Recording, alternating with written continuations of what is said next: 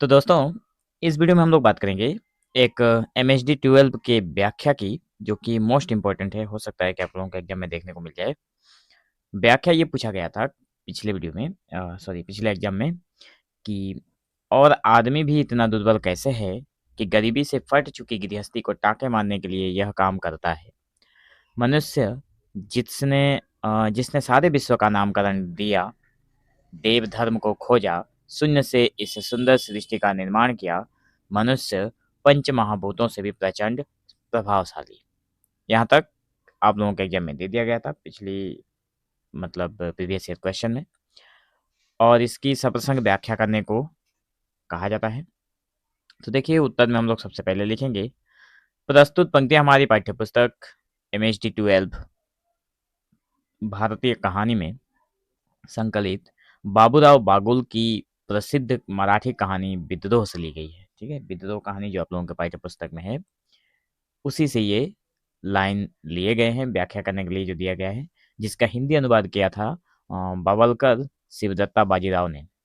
यह कहानी हिंदी साहित्य की एक महत्वपूर्ण कृति है और अस्पृश्यता, जातिगत उत्पीड़न तथा दलित युवकों के स्वाभिमान और शिक्षा के प्रति उनके संघर्ष को केंद्र में भी रखती है।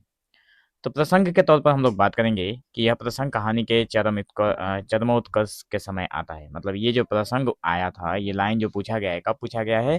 उस समय जब कहानी में अंतिम समय, कहानी जब अपने चरम बिंदु पर होती है, जिसमें जयचंद यानी जय नाम का जो लड़का होता है, जो एक भंगी का बेटा है और मैट्रिक में पढ़ रहा है, अपने मरणासन पिता की नौकरी विरासत में लेने के लिए मजबूर किया जाता है। मतलब उसके मरे हुए पिता, मतलब उसके पिता जो नौकरी करते थे, उस नौकरी को करने के लिए उसको भी दिया जाता है, और वो मैट्रिक में पढ़ रहा है लेकिन वो काम करना नहीं चाहता है। तो मजबूरी में उसको वो काम करना पड़ रहा है, तो इसलिए मजबूरी किया जाता है कि वो काम करने के लिए अपनी माँ और ठेकेदार के साथ वो शौचालयों की गंदगी साफ करने वाली गाड़ी, मैला ढोने वाली गाड़ी, ठीक है, शौचालयों की गंदगी साफ करने वाली गाड़ी कौन सी है? मैला ढोने वाली गाड़ी का काम देखने आता है।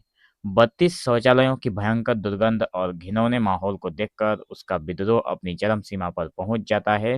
वह मानवता और समाज की इस अमानवीय प्रथा पर गहराई से चिंतन करता है, और ये पंक्तियां उसी आत्मिक मंथन का हिस्सा है। ये जो पंक्तियां बोली गई है, जब वो सारी चीज़ों को देखता है, जब जो काम उसको दिए जाते हैं करने के लिए, जब उसे देखता है तो उसको, और वो काम वो करना नहीं चाहता और उसके खिलाफ वो विद्रोह करता है। तो व्याख्या इस प्रकार है कि और आदमी भी इतना दुर्बल कैसे है कि गरीबी से फट चुकी गृहस्थी को टाके मारने के लिए यह काम करता है।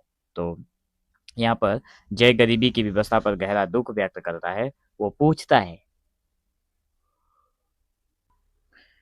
कि मनुष्य इतना कमजोर कैसे हो सकता है कि केवल अपने परिवार की फटी हुई गृहस्थी, मतलब भयंकर गरीबी जो है, जो दुख दुख भरी जिंदगी जी रहे हैं, उसको बनाए रखने के लिए, मतलब अपनी फटी हुई गृहस्थी को बनाए रखने के लिए यह अमानवीय और घृणास्पद काम स्वीकार कर ले।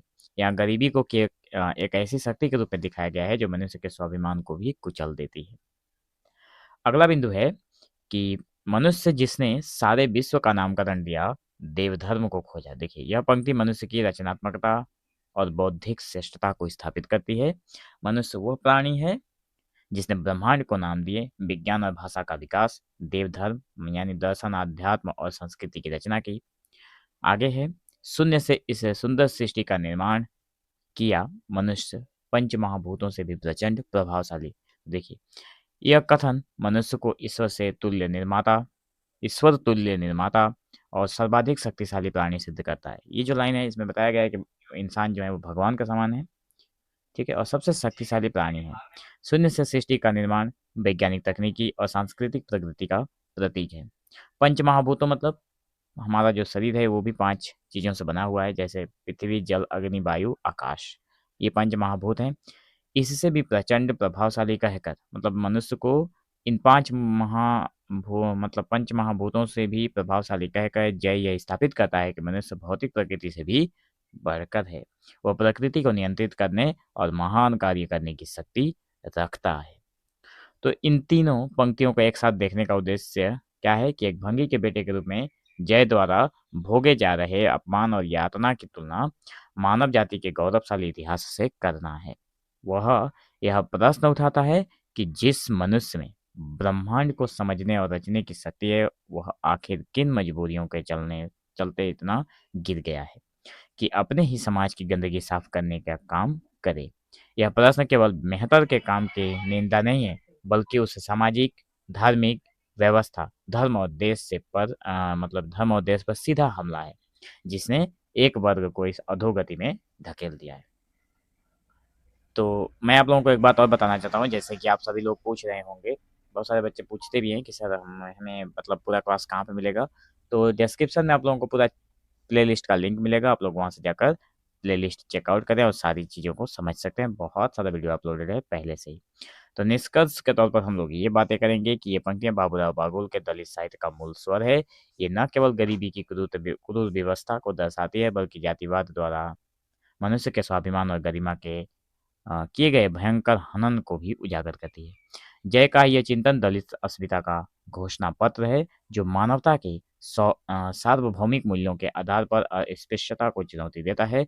यह पंक्तियां जो है वो हमें सोचने पर मजबूर करती हैं कि कैसे एक अन्यायी सामाजिक व्यवस्था ने मनुष्य की महानतम शक्ति जैसे बुद्धि और रचनात्मकता को उसकी सबसे बड़ी दुर्बलता, गरीबी और दास्ता में बदल दिया है। ठीक है, तो मैं आशा करता हूँ दोस्तों कि आप लोगों को ये वीडियो, छोटी सी लेकिन इन्फॉर्मेटिव वीडियो पसंद आई होगी। अगर आप लोगों के एग्जाम में ये व्याख्या पूछ लिया जाता है तो इसी प्रकार का आंसर आप लोग बनाकर भी लिख सकते हैं। तो मिलेंगे हम लोग एक नए वीडियो में, तब तक के लिए धन्यवाद।